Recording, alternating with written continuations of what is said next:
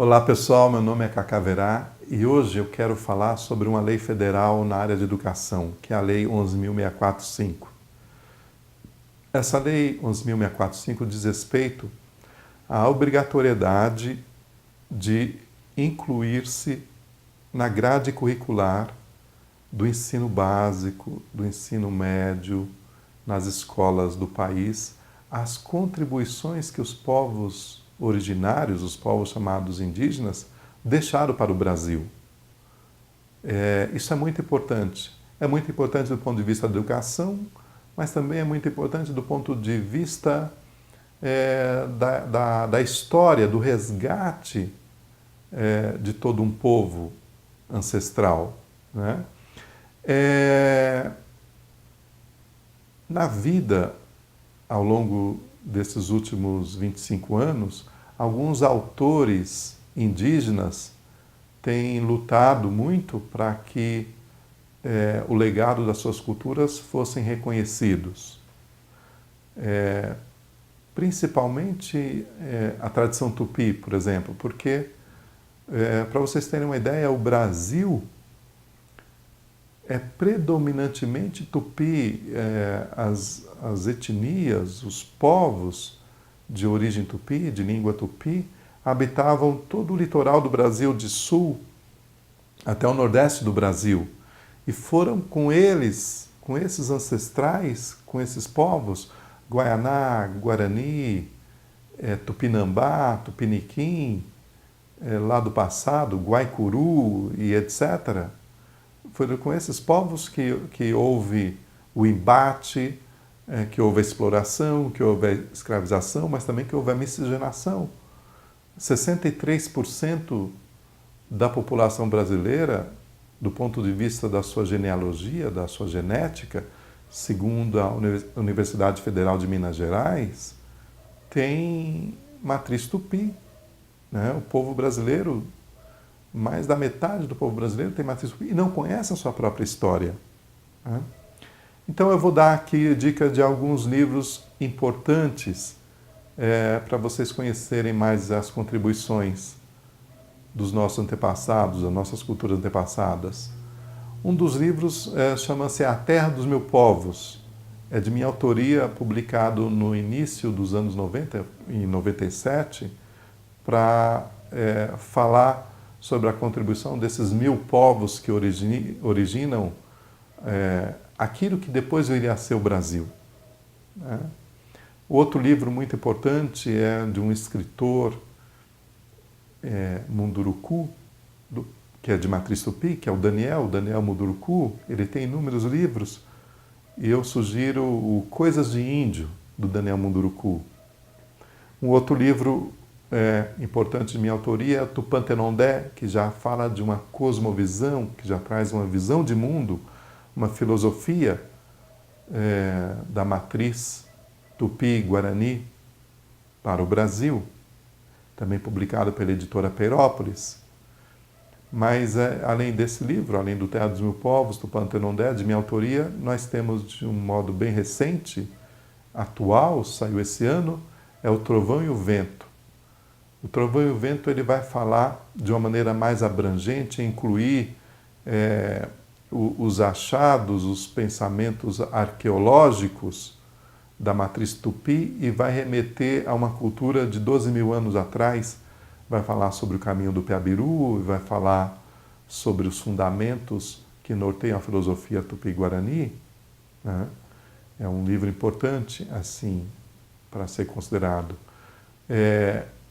Além desse livro, tem As Fabulosas Fábulas de Auareté, que é para o público infantil, infanto-juvenil, que são histórias, lendas, pequenas fábulas, que no seu conteúdo procura transmitir valores importantes assim, para a formação do ser humano, que também é publicado pela editora Peirópolis, né?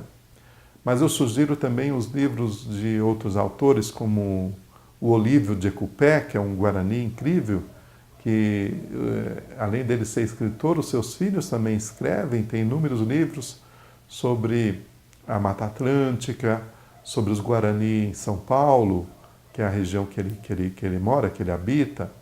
Surgiram os livros do Yaguaré, que é um escritor fantástico, que mora na Amazônia, que ele fala sobre as coisas da Amazônia.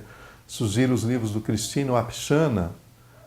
O mais recente do Cristino é Sapatos Trocados, que foi premiado, está recebendo um prêmio agora da Fundação Nacional do Livro Infanto Juvenil e está indo receber um prêmio na Suíça, né? Na verdade, eu poderia sugerir inúmeros outros autores indígenas, porque são, no Brasil hoje, mais de 50 escritores indígenas que surgiram a partir de um movimento. Eu fui o primeiro escritor de origem indígena a escrever um livro. Até então, até o ano de 92, só existiam antropólogos, estudiosos falando dos índios, mas nas últimas décadas nós temos inúmeros escritores indígenas que podem oferecer e falar de si mesmo e falar das contribuições que suas respectivas culturas deixaram para o povo brasileiro, né? E por fim, eu sugiro vocês adquirirem uma coleção que está saindo agora no forno, chama-se Coleção Tembetá. Tembetá é o termo para um rito, que é um rito onde se opera no lábio inferior uma peça designada Tembetá para aquelas pessoas que são os porta-vozes das suas culturas, das suas comunidades. Então a coleção Tembetá traz um grupo de autores, de líderes indígenas, homens e mulheres, que deixaram registros, contribuições importantes nos últimos 40 anos para a sociedade brasileira, né? Os autores como Álvaro Tucano, Daniel Munduruku, Ailton Krenak, o Mário Juruna vai estar presente na coleção, né? Então são livros que são importantes para você conhecer mais sobre a contribuição dessa diversidade, dessa pluralidade de culturas que fecundaram o Brasil antes dele ser Brasil, né? É essa a mensagem de hoje. Obrigado a todos. Eu sou Cacaverá. Eu falei Água de Aveté. Oremarota, Parauá, Oruauã, Taquareporã, Hey JJ, Hey JJ, Hey JJ. Oremarota, Parauá, Oruauã, Taquareporã, Hey JJ, Hey JJ, Hey JJ. Oremarota,